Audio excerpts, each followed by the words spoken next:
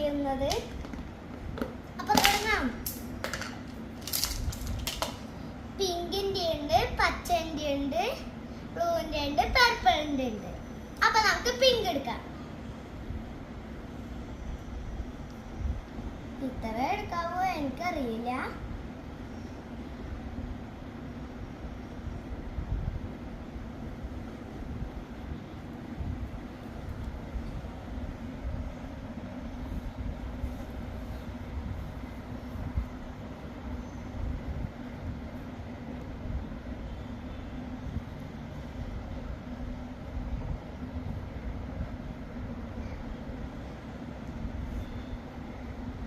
Nail art അടുത്ത പോണു.